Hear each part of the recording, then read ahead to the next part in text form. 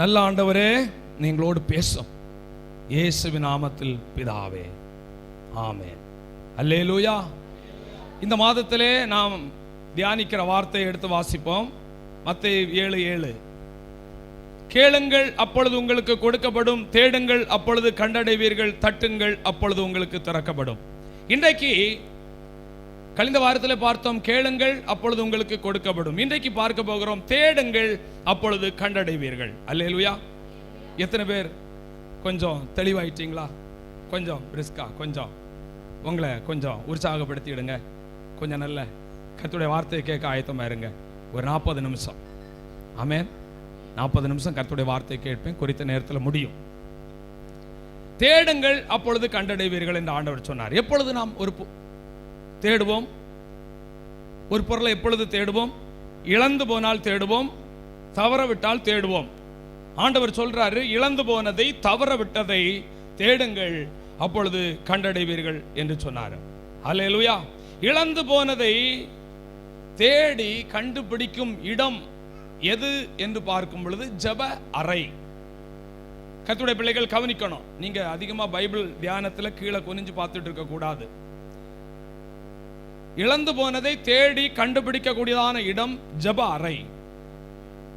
எத்தனை பேருடைய வீட்டுல ஜெப அறை இருக்கு? எத்தனை பேருடைய வீட்டுல ஜெப அறை இல்லாம இருந்தாலும் ஒரு சின்ன ஒரு ஸ்கிரீனாயில போட்டு ரெகுலரா ஜபிக்கிற ஒரு இடம் இருக்கு? இந்துக்கள் எல்லாம் வீடு கட்டும் போது என்ன பண்றாங்க? ஒரு பூஜை அறை வைக்கிறார்கள். ஆனால் நான் வீடு கட்டும் போது அது பூஜை அறையை வைப்பதில்லை. ஏன்? எனக்கு புழங்குறதுக்கு இடம் என்ன ஆயிருமே, குறைஞ்சிருமே. அப்படின்னு என்னன்னா, நம்ம அந்த அளவுல தான் இயேசுக்கு முக்கியத்துவத்தை நம்ம கொடுக்கிறோங்கிறத நம்முடைய கிரியை மூலம் நாம் காட்டுறோம். அருமையான கர்த்தருடைய பிள்ளைகளே, நான் இந்த பெத்தேலில் இருக்கும் பொழுது சின்ன வீடு தான், எனக்கு ஜெப அறை தனியா இல்லை. நான் அதுக்கு ஒரு ஓலை கொட்டாவே போட்டு அங்கே வசனத்தை எல்லாம் மாட்டி வச்சு ஜெப அறை என்று சொல்லி அங்கு தனியாக போய் ஜெபம் பண்ணுவேன். வாடகை வீட்டில் இருக்கும் பொழுது பூஜை அறைகள் இருக்கும், அதை அழகாக ஒரு ஸ்கிரீன் போட்டு வசனத்தை எல்லாம் மாட்டி வச்சு இது ஜெப அறை என்று சொல்லி ஆவிலே நிரம்பி ஜெபம் பண்ணுவதற்கு ஒரு இடத்தை ஆயத்தம் பண்ணி வைத்திருந்தோம். அருமையான கர்த்தருடைய பிள்ளைகளே, உங்கள் வாழ்க்கையிலே ஜெப அறை ஒன்று இருக்கிறதா? ஜெபிக்கிற இடத்திலே நீங்கள் இழந்து போனதை தேடினால், நீங்கள் தேடுகையில் நிச்சயமாய் நீங்கள் கண்டடைவீர்கள் என்று சொல்லி வசனம் சொல்லுகிறது. பாருங்க, தாவீதை குறித்து பார்க்கும்போது ஒரு முறை எல்லாவற்றையும் இழந்து விட்டான். ஆனால் அந்த இழந்த எல்லாவற்றையும் அவன் திருப்பி கொண்டான். 1 சாமுவேல் 30:19 வசனத்தை நீங்கள் படித்து பார்க்கும்போது தாவீது இழந்து போன எல்லாவற்றையும் திருப்பி கொண்டான். அல்லேலூயா. உங்கள் வாழ்க்கையில சில காரியத்தை இழந்திருக்கலாம். ஆனால் நீங்கள் திருப்பி கொள்ள வேண்டுமானால் எங்கே திருப்பி கொள்ள முடியும்? எங்கே? இழந்ததை பெற்றுக்கொள்கிற இடம் எங்கே? ஜெப அறை. ஜெபிக்கிற ஒரு மனிதன் ஜெபிக்கிற ஒரு இடத்திலே பெற்றுக்கொள்வான். காரணம் என்ன என்று பார்க்கும்போது, அவன் இழந்து போன எல்லாவற்றையும் திருப்பிக் கொள்ள காரணம் என்ன? அவன் பெற்றுக்கொள்ள காரணம் என்ன? 1 சாமுவேல் 30:8 வசனத்தில் நீங்கள் படித்து பார்க்கும்போது, கர்த்தரை நோக்கி நான் அந்த தண்டை பின்தொடர வேண்டுமா, அதை பிடிப்பேனா என்று கேட்டான். அதற்கு அவர், அதை பின்தொடர், சகலத்தையும் திருப்பிக் கொள்வாய் என்றார். பிரியமான கர்த்தருடைய பிள்ளைகளை, தாவீது எல்லாவற்றையும் இழந்து விட்டான். ஆனால் ஜெபிக்கிற இடத்திற்கு போகிறான், கர்த்தரை நோக்கி ஜெபம் பண்ணுகிறான், தேடுகிறான். இழந்து போனதை எங்கே தேடுகிறான்? முதலாவது ஜெபத்திலே தேடுகிறான். சொல்லுங்க, எங்க தேடுகிறான்? ஜெபத்திலே நீங்கள் எவைகளை கேட்டுக்கொள்வீர்களோ ஜெபத்திலே தேடுகிறான். ஜெபத்திலே தேடும் போது கர்த்தருடைய உத்தரவு வருகிறது, நீ பின்தொடர்ந்து போ, நீ எல்லாவற்றையும் இழந்து போன எல்லாவற்றையும் திருப்பிக் கொள்வாய் என்று சொன்ன வார்த்தை வந்தது. அந்த வார்த்தையின்படி போகிறான், அவன் எல்லாவற்றையும் திருப்பிக் கொண்டான். அருமையான கர்த்தருடைய பிள்ளைகளே, உங்களுக்கு மறு உத்தரவு வரக்கூடியதான ஒரு இடம் ஜெப அறை. உங்கள் வாழ்க்கையிலே தனிப்பட்ட ஜெப ஜீவியம் இருக்கிறதா? உங்கள் வாழ்க்கையிலே குழுக்களாக சேர்ந்து ஜெபிக்கிற ஜெப ஜீவியம் இருக்கிறதா என்பதை யோசித்து பார்க்க வேண்டும். இழந்து போனதை பெற்றுக்கொள்ளுகிற இடம்.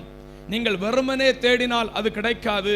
நீங்கள் ஜெபத்திலே நீங்கள் தேடினால் அதை நீங்கள் கட்டாயம் பெற்றுக் கொள்வீர்கள். நம்முடைய ஆண்டவராகிய இயேசு கிறிஸ்துவை குறித்து பார்க்கும் பொழுது அவருக்கு ஒரு குணம் இருந்தது. என்னன்னா, இழந்து போனதை தேடாம விடமாட்டார், தேடி கண்டுபிடிக்காம விடவே மாட்டார். அவருக்கு ஒரு குணம் இருந்தது. லூக்கா 19:10 சொல்லப்பட்ட இழந்து போனதை தேடவும் ரட்சிக்கவுமே மனுஷகுமாரன் உலகிற்கு வந்தார். அப்போ ஆண்டவர் தேடுகிறவர். இழந்து போன மனுக்குலத்தை மீட்கும்படியாக இந்த உலகத்திற்கு வந்தார். ஆதி மனிதன் ஆதாம் ஏவாள் மூலமாக உலகத்திலே பாவம் வந்தபோது மனிதன் தேவ மகிமையை இழந்தான். தேவன் தம்முடைய சாயலாக மனிதனை படைத்தார். தேவ சாயலை இழந்தான், தேவ மகிமை இழந்தான். பாவம் செய்த போது தேவ சாயலை இழந்தான், தேவ பிரசன்னத்தை இழந்தான், ஆளுகையை இழந்தான், தன்னுடைய ஸ்தானத்தையே இழந்து விட்டான், எல்லாவற்றையும் இழந்து விட்டான். தேவன் தம்முடைய சாயலாக மனிதனை படைத்து வைத்திருந்தார். இப்பொழுது எல்லாவற்றையும் இழந்து சாதாரணமான ஒரு தன்னை பார்க்கும்போது அருவருக்கத்தக்கதாக, தன்னை பார்க்கும்போது நிர்வாணியை போல அவன் பார்த்து தன்னை அருவருக்கக்கூடிய அளவிலே அவன் இருந்தான். காரணம் என்ன? மகிமை அவனை விட்டு போய்விட்டது. ஆனால் மறுபடியும் இழந்து போன மகிமை, இழந்து போன அபிஷேகம், இழந்து போன தேவ சாயல், இழந்து போன தேவ பிரசன்னம், இழந்து போன ஆளுகை, இழந்து போன அதிகாரங்கள் எல்லாவற்றையும் கொடுத்து வைத்திருந்தார். இவைகளை மனிதனுக்கு மறுபடியும் திருப்பி கொடுக்க வேண்டும் என்பதற்காக தான் நம்முடைய ஆண்டவராகிய இயேசு கிறிஸ்து ஆமென் 2000 ஆண்டுகளுக்கு முன்பதாக இந்த உலகத்திலே அவர் வந்தார். நமக்காக மரித்து நமக்காக சிலுவையை சுமந்தார். எதற்காக? இழந்து போனவைகளை நாம் மறுபடியும் பெற்றுக்கொள்ள வேண்டும் என்பதற்காக தான். பிரியமான கர்த்தருடைய பிள்ளைகளே, இந்த வார்த்தையை சொல்வதற்கு முன்பதாக சகையுவின் வீட்டுக்குள்ளாக அவன் போய் என்ன பண்ணுகிறார்? ஆண்டவர் போய் அவனை ரட்சிக்கிறார். அப்போ ஒரு மனிதன் ரட்சிக்கப்படுவது என்பது ரொம்ப முக்கியமான ஒன்று. எனவே தான் அங்கு போய் தான் சொல்றார், இழந்து போனான் இவனை நான் இழந்து போனேன். ஆதாம் ஏவாள் மூலமாக இவனை இழந்திருந்தேன், இந்த சகைவை.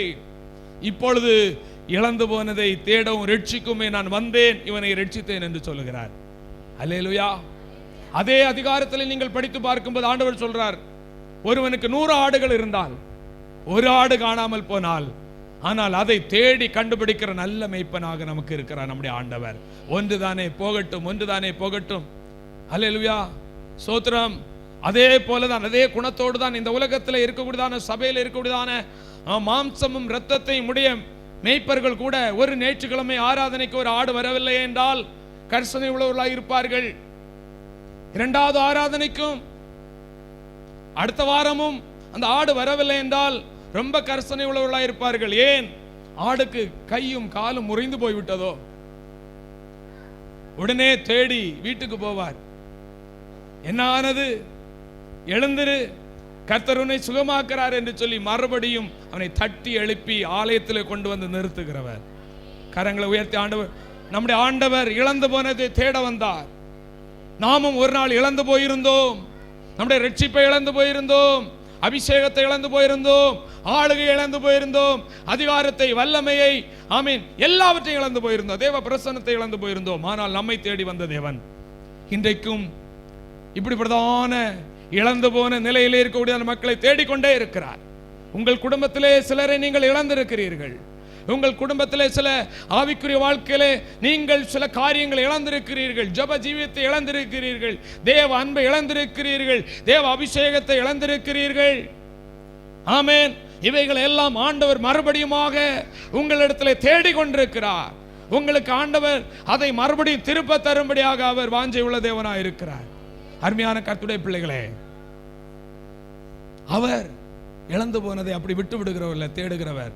நம்முடைய வாழ்க்கையிலும் கூட சில நன்மைகளை, சில ஆவிக்குரிய ஆசீர்வாதங்களை நீங்கள் இழந்தவர்களாக இந்த இடத்துல இருந்திருக்கலாம். ஆனால் நீங்களும் நானும் நிச்சயமாய் ஆமென் தேடுகிறவர்களாக இருக்க வேண்டும். ஹல்லேலூயா. நாம் எப்படி தேட வேண்டும் என்று சொல்லி, உண்மையாகவே நாம் தேடுவோமேனால் எப்படி தேடுவோம்? லூக்கா 15ஆம் அதிகாரம் 8வது வசனத்தில் ஒரு ஸ்திரீ எப்படி தேடுகிறாள்? அன்றியும் ஒரு ஸ்திரீ 10 வெள்ளிக்காசு ஒரு ஸ்திரீக்கு இருக்கிறது.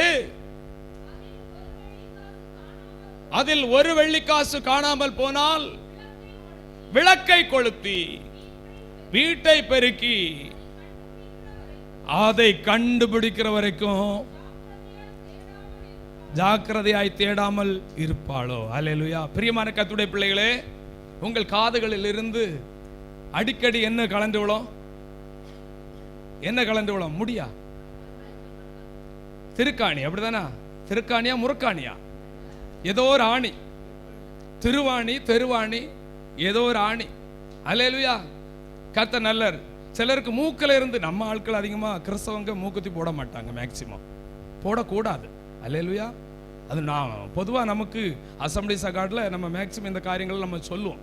அல்லேலூயா. அது ரொம்ப நல்லது. அல்லேலூயா. யாருடைய சுதிக்காக நம்ம காரியத்தை செய்யக்கூடாது. ஒரு சத்தியத்தை அறிஞ்சிட்டோம்னா என்ன பண்ணிடணும்? அதெல்லாம் நம்ம விட்டுறது நல்லது. கர்த்தர் நல்லவராக இருக்கிறார். ஓகே. இப்போ நம்ம பொதுவாக காதை எடுத்தா நகைகள் போடுறாங்க. ஆனால் அது கலந்து விழுந்துட்டா என்ன பண்ணுவோம்? அதை தேடி எப்படியாயிலும் என்ன பண்ணிடுவோம்? கண்டுபிடிப்போம். எப்படி கண்டுபிடிப்பீங்க? உங்க ஸ்போக்கஸ் எல்லாம் எது மேல இருக்கும்? எங்க என் திருவாணி, எங்க என் தெருவாணி, ஏன் என்ன எங்க இன்னொன்னு என்ன சொல்லுவாங்க அதுக்கு? கம்மல். அப்படி பார்த்து அதை மட்டும் தேடி எப்படியாலும் அதை என்ன பண்ணுவீங்க? பெருக்கி எப்படியாலும் வீட்டை பெருக்கி, விளக்க கொளுத்தி வீட்டை பெருக்கி, ராத்திரியில் அப்படிதான் செய்வோம். அப்படிதானே? பிரியமான கர்த்தருடைய பிள்ளைகளே, உங்கள் வாழ்க்கையிலே தேவ சமூகத்திலே நீங்கள் இழந்து போனவைகளை நீங்கள் தேட போகும் பொழுது உங்கள் வாழ்க்கையிலே முதலாவது ஆமீன் விளக்கை கொளுத்த வேண்டும். அல்லேலூயா. ஆமீன். ஸ்தோத்திரம். வசனத்தை கொண்டு போக வேண்டும், வசனத்தை படிக்க வேண்டும். இரண்டாவதாக வீட்டை பெருக்க வேண்டும், உங்கள் வாழ்க்கையை சுத்திகரிக்க வேண்டும். அல்லேலூயா. தேவ சமூகத்துக்கு நீங்க கர்த்தரை தேட போகும் பொழுது கர்த்தர் உங்களுக்கு வெளிப்பட வேண்டுமானால் முதலாவது உன் வாழ்க்கையில் உடையதான குறைகளை குற்றங்களை அறிக்கை பண்ணி கர்த்தரை தேட போக வேண்டும். இரண்டாவதாக வேதத்தை படிக்க வேண்டும், வேதத்தை கொண்டு போக வேண்டும். இன்னைக்கு மொபைல், இப்ப சர்ச்சுக்கு கூட நம்ம என்ன பண்றதில்ல, அதிகமா பைபிள் அதிகமான பேர் கொண்டு வர்றதில்லை. ஆனா நம்ம சபையில மேக்சிமம் எல்லாரும் கொண்டு வருவாங்க, நான் நம்புறேன். ஏன்னா சொல்றாங்க பைபிள் என்ன இருக்குது? மொபைல்ல இருக்குது. இருக்கட்டும், மொபைல்ல கண்டதும் இருக்கு, அதுல இதோ ஒண்ணு இருக்கு. ஆனா இது மட்டும் தான் தனியா இருக்குது. கரங்களை உயர்த்தி ஆண்டவரை ஸ்தோத்திரம் பண்ணுவோமாக. பல ஆப் இருக்குது இல்லையா? அதுல பைபிள் ஆப் ஒண்ணு இருக்கு, அது கலந்து இருக்கு. ஆனால் இதுல ஒரு கலப்படம் இல்லாம தனியா இருக்கு. எத்தனை பேர் கரங்களை உயர்த்தி, எத்தனை பேர் பைபிள் கொண்டு வந்திருக்கிறவங்க எல்லாம் கரங்களை உயர்த்தி நான் காட்டட்டும், ஆண்டவரும் பார்க்கட்டும். பைபிள் என்ன பண்ணணும்? கரங்களை உயர்த்தி காட்டி ஆண்டவரை துதிக்கணும். அல்லேலூயா. பிரியமான கர்த்தருடைய பிள்ளைகளே, இது எதை குறிக்கிறது? அவள் எப்படி தேடுகிறாளாம்? ஜாக்கிரதையாய் தேடுகிறாள். அல்லேலூயா. அந்த வசனத்தை போடலையா? லூக்கா 15:8. லூக்கா 15:8.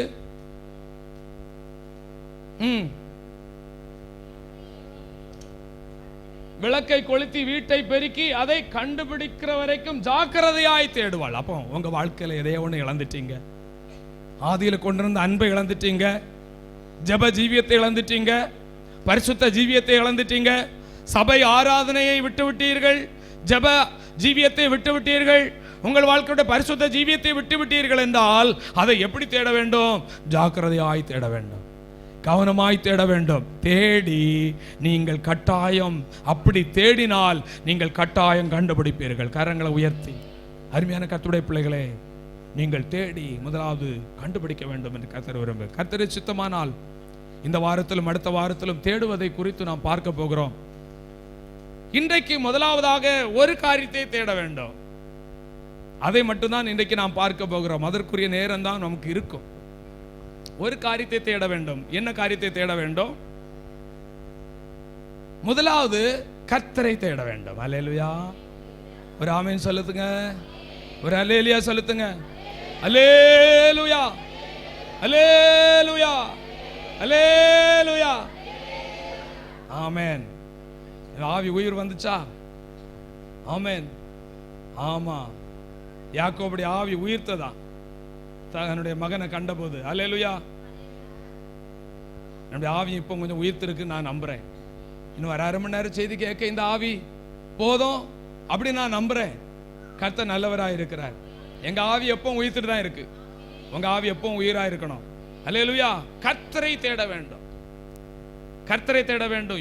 ஓசியா 10ஆம் அதிகாரம் 12வது வசனத்திலே சொல்லப்பட்டிருக்கிறது, கர்த்தர் நீதியை நம்முடைய வாழ்க்கையை நிறைவேற்றுவதற்கு கர்த்தரை தேடுகிற காலம் என்று சொல்லப்படுகிறது. ஓசியா 10:12. இது யாரை தேடுகிற காலம் சொல்லுங்க? கர்த்தரை தேடுகிற காலம். அவர் என்னில் வந்து கிரியை நடப்பிப்பதற்கு நான் கர்த்தரை தேடுகிற காலத்திலே நான் இருக்கிறேன். அல்லேலூயா. எத்தனை பேர் விசுவாசிக்கிறீங்க? எத்தனை பேர் விரும்புகிறீங்க? ஏன் வாழ்க்கையில ஆவியானவர் கிரியை நடப்பிக்கணும்? ஏன் குடும்பத்துல ஆண்டவர் கிரியை நடப்பிக்கணும்? ஏன் ஊழியத்துல ஆண்டவர் கிரியை நடப்பிக்கணும்? ஏன் பிள்ளைகளுடைய வாழ்க்கையில ஆவியானவர் கிரியை நடப்பிக்கணும்? அவர் நீதியை வர்ஷிக்க பண்ண வேண்டும் என்று சொல்லி நாம் விரும்புவோமே, ஆனால் கர்த்தரை தேடுவர்களாக இருக்க வேண்டும். கர்த்தரை தேடாமல் கர்த்தர் நம்மில் கிரியை நடப்பிக்க மாட்டார். அப்படியானால் நாம் கர்த்தரை நாம் தேடுகிறவர்களாக நாம் இருக்க வேண்டும். எப்படி தேடுவது? நான் சொன்னேன் இல்லையா, எங்கே போய் தேட வேண்டும்? ஜப அறையிலே. ஜப அறையிலே மட்டுமல்ல, ஜப கூடுகைகளிலே, குடும்ப கூடுகைகளிலே, ஆமேன், அதிகாலை நேரங்களிலே, ஆமேன், வீட்டு ஜபங்களிலே, சபை ஜபங்களிலே, எல்லா உபாச ஜபங்களே தேட வேண்டும். இங்கு தானியேல் எப்படி தேடுகிறார்? தானியேல் எப்படி தேடுகிறார்? தானியேல் 9ஆம் அதிகாரம் 3வது வசனத்திலே படித்து பார்க்கும்போது, அவர் உபவாசத்தினாலும் ஜபத்தினாலும் விண்ணப்பத்தினாலும் அவர் தேடுகிறார். அருமையான கர்த்தருடைய பிள்ளையே, நம்முடைய வாழ்க்கையில ஜப ஜீவியம் இருக்கிறதா? நம்முடைய வாழ்க்கையில உபவாச ஜீவியம் இருக்கிறதா? கர்த்தரை தேட வேண்டும் என்கிற விருப்பம் இருக்கிறதா? இங்கு சொல்லப்பட்டிருக்கிறது, கர்த்தர் நம்முடைய வாழ்க்கையில நீதியை நடப்பிக்கும் வரைக்கும் கர்த்தரை தேடுகிற காலமா இருக்கிறது. இந்த காலத்திலே நீங்கள் கர்த்தரை தேடினால், இந்த காலத்திலே நீங்கள் கர்த்தரை தேடினால், ஆண்டவர் உங்கள் வாழ்க்கையில கிரியை செய்வதை நீங்கள் கண்ணார பார்ப்பீர்கள். நீங்கள் கர்த்தர், சகோதரி சொன்னாங்களே, காலையில 4 நாள் தேடினேன், கர்த்தர் என் வாழ்க்கையில தீராத காரியத்திலே கிரியை செய்தார். உங்கள் வாழ்க்கையில கர்த்தர் கிரியை செய்ய வேண்டும் என்று விருப்பம் இருக்கிறது. ஆவியானவர் என்னில் அசைவாட வேண்டும் என்று விருப்பம் இருக்கிறது. ஆனால் நாம் கர்த்தரை தேடினால் நிச்சயமாய் அவர், ஆமே, நம்முடைய வாழ்க்கையில கிரியை செய்ய வல்லமையுள்ள தேவனாய் இருக்கிறார். ஜெருசலேமுக்கு எப்பவுமே அவங்க பண்டிகை கொண்டாட போவது யூதர்களுக்கு வழக்கமாயிருந்தது. அந்த காலத்திலே இயேசு இந்த உலகத்திலே பிறந்து 12 வயதான அந்த நாட்களிலே அவரும் அவருடைய பெற்றோரும் ஜெருசலேமுக்கு பண்டிகை கொண்டாட போனார்கள். அப்பொழுது நடந்ததான ஒரு சம்பவம் லூக்கா 2ஆம் அதிகாரம், லூக்கா 2ஆம் அதிகாரம் 41 இருந்து வசனத்தை நீங்கள் படிக்கும் பொழுது, அவருடைய தாய் தகப்பன்மார் வருஷந்தோறும் பஸ்கா பண்டிகையில் எருசலேமுக்கு போவார்கள். அவருக்கு 12 வயதான போது,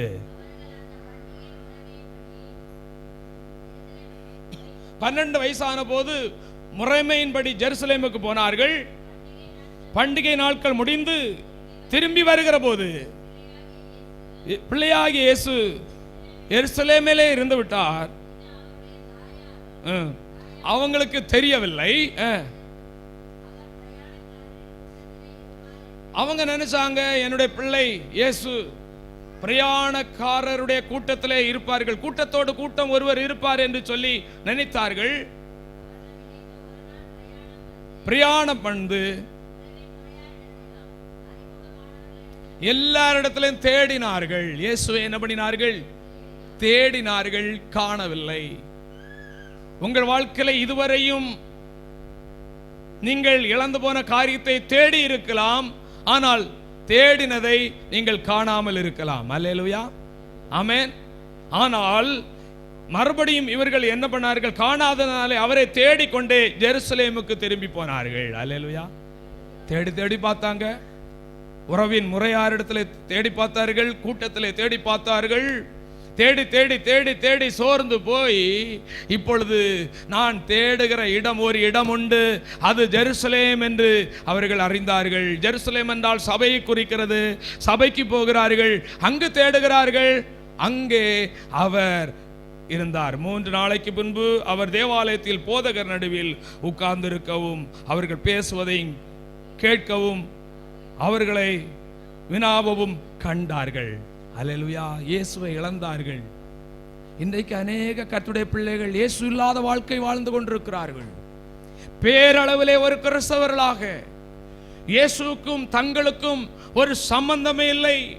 இயேசு அவர்களோடு பேசுவதில்லை, இயேசுவின் சத்தத்தை கேட்பதில்லை, இயேசுவின் தரிசனத்தை காண்பதில்லை. ஏதோ இயேசு ஒரு அந்நிய கடவுள் போல, ஒரு பேரளவிலே ஒரு ஊரகாவை போல. வியாதிக்கு இயேசு, ஆமென், சுகத்துக்கு இயேசு, பணத்தேவைக்கு இயேசு, படிப்புக்கு இயேசு, நல்ல உயர் நிலைக்கு வருவதற்கு இயேசு. இதற்காக தான் இன்றைக்கு அநேகர் தேடிக்கொண்டிருக்கிறார்கள். ஆனால் இயேசு அவரிடத்தில் இல்லை. இயேசு ஜெருசலேமிலே இருக்கிறார்.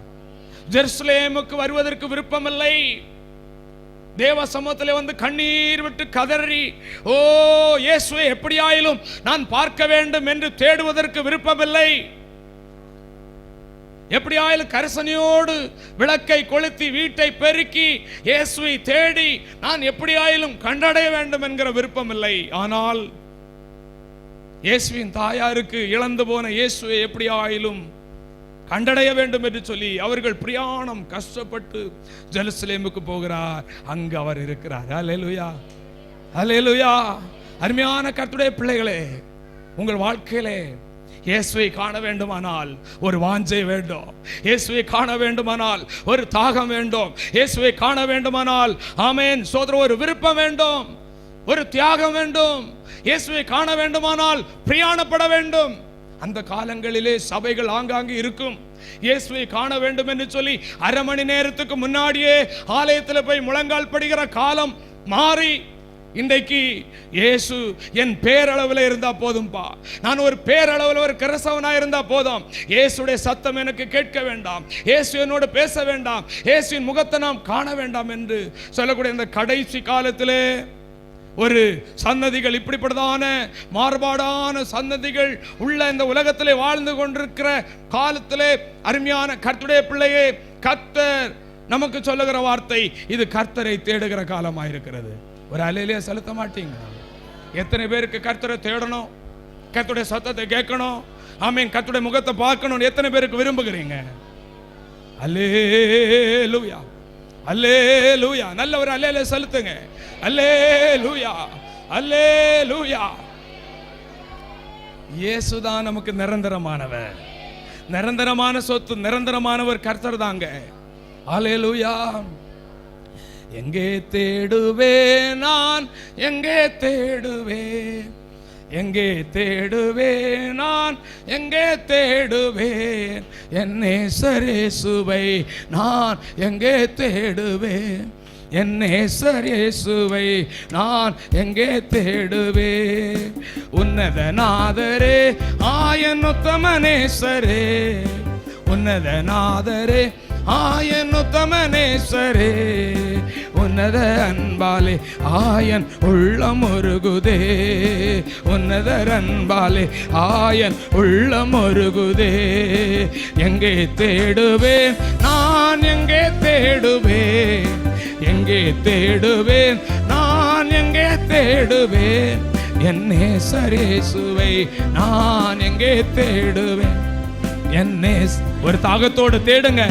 எங்கே தேடுவே, மலையின் நடுவிலோ நேசர் மல்லிகை வனத்திலோ, மலையின் நடுவிலோ நேசர் மல்லிகை வனத்திலோ, மாடி மேடையிலோ இல்லையேர் மன்னர் மத்தியிலோ, மாடி மேடையிலோ இல்லையேல் மன்னர் மத்தியிலோ. எங்கே தேடுவேன் நான், எங்கே தேடுவேன், எங்கே தேடுவேன் நான், எங்கே தேடுவேன், என் நேசரேசுவை நான் எங்கே தேடுவேன். என் தாகத்தோடு தேடுங்க. தேடுவே அழகாய் மான் போல நேசர் அலைந்து வாரே, அழகாய் மான் போல நேசர் அலைந்து வாரே, அரசகுமாரருள் ஆயன் நண்பர் ஒருவரே, அரசகுமாரருள் ஆயன் அன்பர் ஒருவரே. அழகு வாய்ந்தவர் நேசர் அன்பு மிகுந்தவர், அழகு வாய்ந்தவர் நேசர் அன்பு மிகுந்தவர், அறிவு மிகுந்தவர், அனைத்தும் அறிபவர், அறிவு மிகுந்தவர் நேசர் அனைத்தும் அறிபவர். காலை தேடுவேன் நேசரை கண்டு மகிழுவேன், காலை தேடுவேன் நேசரை கண்டு மகிழுவேன். கருத்தாய் பாடுவேன் இயேசுவின் காலை நாடுவேன், கருத்தாய் பாடுவேன் இயேசுவின் காலை நாடுவேன். எங்கே தேடுவேன் நான், எங்கே தேடுவேன், எங்கே தேடுவேன் நான், எங்கே தேடுவேன் என் நேசர் இயேசுவை நான், எங்கே தேடுவேன் என் நேசர் இயேசுவை தேடுவேன். ஹல்லேலூயா. உபாகமம் 4:29 சொல்லப்பட்டிருக்கிறது, முழு இருதயத்தோடும் நீ தேடினால் நீ அவரை தேடுகையில் கண்டடைவாய். 2 நாளாகவும் 15:2 சொல்லப்பட்டிருக்கிறது, நீ அவரை தேடினால் தென்படுவார். 2 நாளாகவும் 15:2 கவனிங்க, படிக்க வேண்டாம். நீ அவரை தேடினால் தென்படுவாய். அருமையான கர்த்தருடைய பிள்ளைகளே, இன்னைக்கு ஒரு வெளிச்சத்தையாயிலும் பார்க்கணும். கண்களை மூடி நீங்க ஜெபம் பண்ணும்போது ஒரு வெளிச்சத்தையாயிலும், இல்லைன்னா ஒரு தேவதூதனையாயிலும் என்ன பண்ணணும்? பார்க்கணும். இல்லைன்னா ஏதோ ஒரு மகிமை மூடி இருப்பதையாயிலும் என்ன பண்ணணும்? பார்க்கணும். ஆவிக்குரிய வாழ்க்கை என்பது ஒரு வெளிப்பாடு இருக்கணும். நம்முடைய வாழ்க்கையில ஒரு வெளிப்பாடு இருக்கணும். கர்த்தரை முகமுகமாய் பார்க்காமல் இருந்தாலும் அவருடைய சாயலை நாம் காண வேண்டும். அல்லேலூயா. பிரியமான கர்த்தருடைய பிள்ளைகளே, இன்னைக்கு அநேக கிறிஸ்தவருடைய வாழ்க்கையில இந்த அனுபவம் இல்லை. ஆலயத்துக்கு வருகிறோம், ஜெபிக்கிறோம், ஆனால் என்ன இல்லை? கர்த்தரை பார்த்தீங்களா? கர்த்தருடைய சத்தத்தை கேட்டு பழக்கம் இருக்கிறதா? இல்லவே இல்லையா? இதுவரை ஒரு நாள் கூட காணல. ஏன்?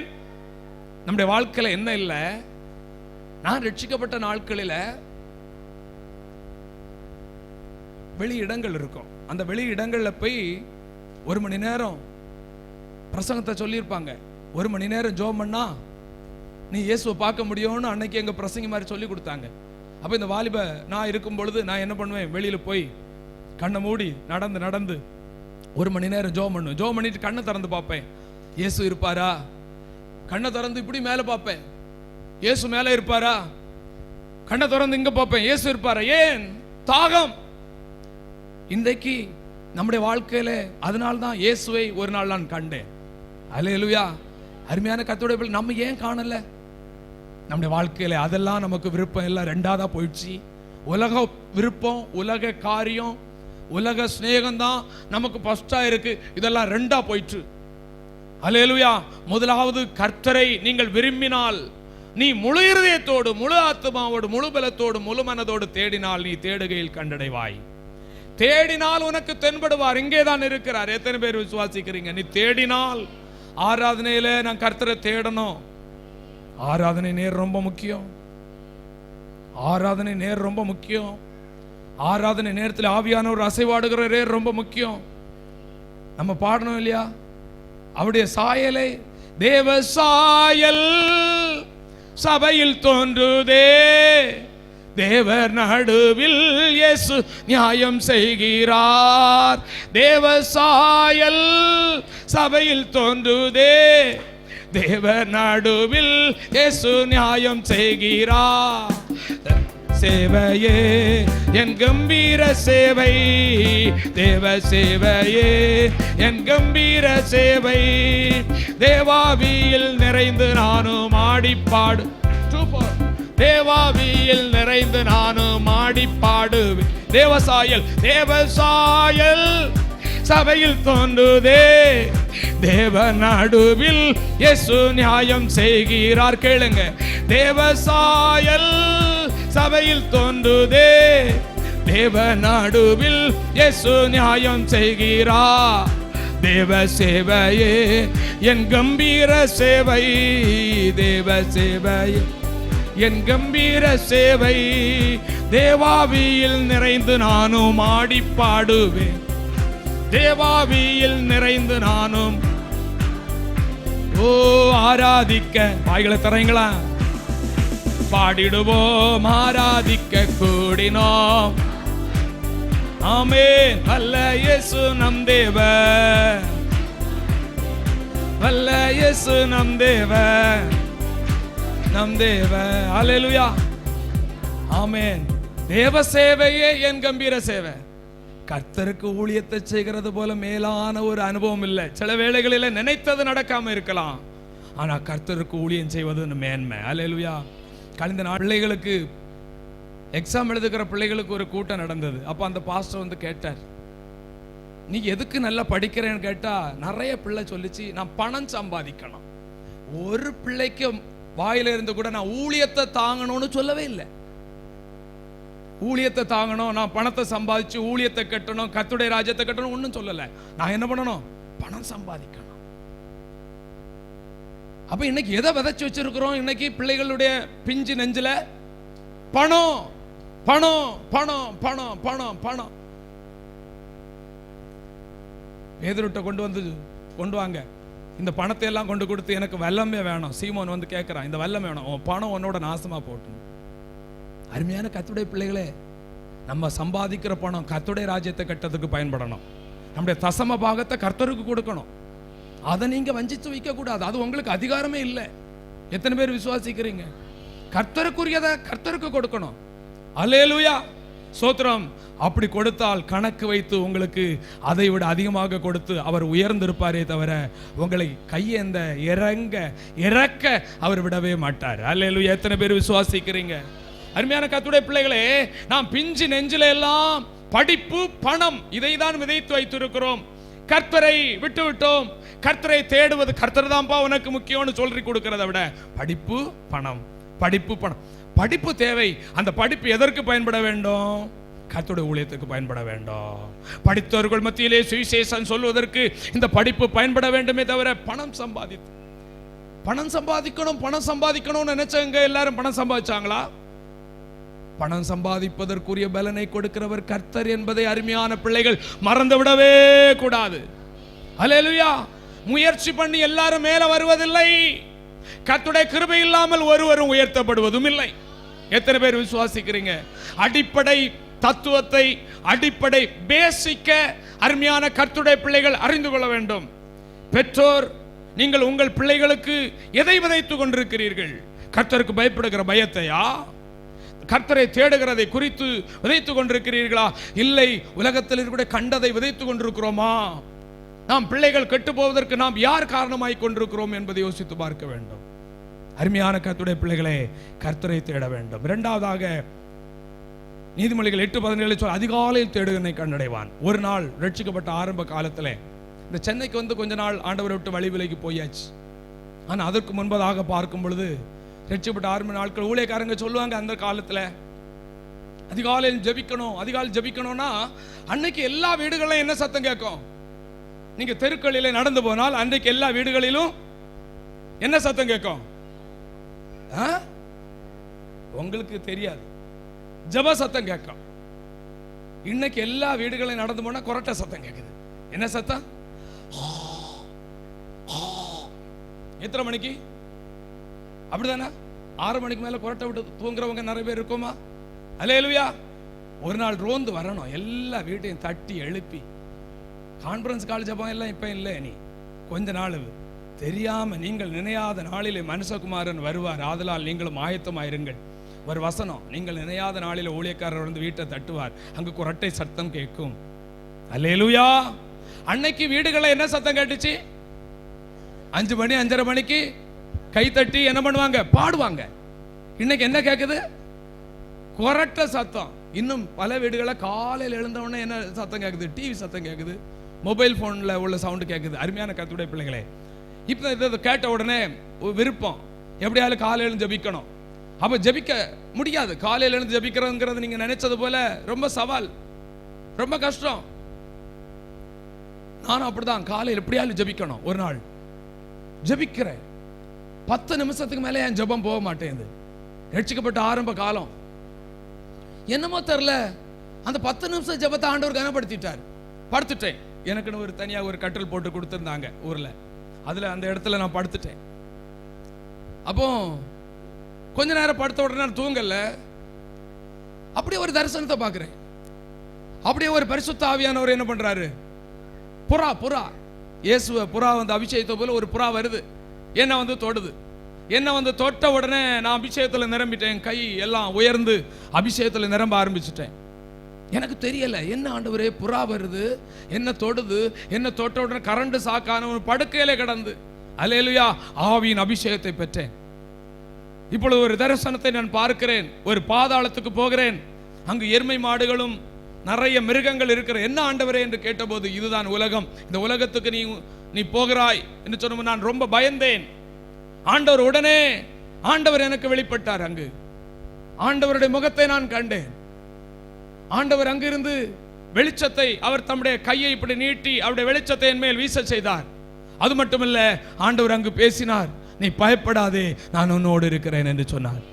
அதுதான் என்னுடைய வாகனத்திலும் எல்லாவற்றிலும் எழுதி, நீ பயப்படாதே, நான் உன்னோடு இருக்கிறேன். ஏசியா 41:10. பைபிள் வசனம் தெரியாது, பைபிள் வசனம் தெரியாது. இது எங்க இருக்கிறது, என்ன ஆண்டவர் பேசுறார்? நாள்பட பைபிளை படிக்கும்போது அங்கு இருக்கிறது, நீ பயப்படாதே, நான் உன்னோடு இருக்கிறேன். பைபிள் அறிவில்லை. ஏன் ஆண்டவர் காண்பித்தார்? வாஞ்சை. 1 மணி நேரம் ஜபிச்ச, கண்ணை திறந்து பார்த்து எப்படியாலும் ஆண்டவரை காண முடியாதா? இயேசுவை பார்க்கணும்னு சொல்றாங்களே, இயேசுவை காண முடியுமா? அருமையான வாலிப பிள்ளைகளே, சிறு பிள்ளைகளே, எத்தனை பேருக்கு கர்த்தரை பார்க்கணுங்கிற விருப்பம் இருக்கு? நீங்க பார்த்தா, நீங்க கட்டாயம் தேடினால் உங்களுக்கு தென்படுவார். தரிசனத்தை காண்பீர்கள். ஆமென். வாலிபர்கள் தரிசனத்தை பார்ப்பார்கள், மூப்பர்கள் சொப்பனத்தை காண்பார்கள். ஆமென். அற்புதங்களை, அடையாளங்களை பார்ப்பீர்கள். ஆண்டவர் உங்களை தட்டி எழுப்புவார். ஆண்டவர் உங்களை தட்டுவார். ஆண்டவர் உங்களோடு பேசுவார். ஆண்டவர் தன்னுடைய கரத்தை உங்கள் மேல் வைப்பார். என் மேல் ஆண்டவர் தன்னுடைய கரத்தை வைத்தார். ஊழியத்திற்கு வரும்போது ஆண்டவர் தன்னுடைய கரத்தை என் மேல் வைத்தார். அருமையான கர்த்தருடைய பிள்ளைகளே, ஆண்டவர் சிறு பிள்ளைகள் மேல் கரத்தை வைத்தது போல உங்கள் பிள்ளைகள் மேல் கரத்தை வைப்பார். உங்கள் மேல் கரத்தை வைப்பார். உங்களை தொடுவார், உங்களை பேசுவார், உங்களை அபிஷேகிப்பார், உங்களோடு உறவாடுவார். ஏனென்றால் மனிதர் மத்தியிலே அவருடைய வாசஸ்தலம் இருக்கிறது. அவர் விரும்புகிற ஒரே ஒரு வாசஸ்தலம் மனிதர்கள் மத்தியிலே. அருமையான கர்த்தருடைய பிள்ளைகளே, ஆண்டவர் நம்மோடு பேச நம்முடைய விருப்பம், வாஞ்சை, தாகம் தான் நம்ம வாழ்க்கையிலே ரொம்ப அவசியமான ஒன்று. ஜெப நிலையில் எழுந்து நிற்போம்.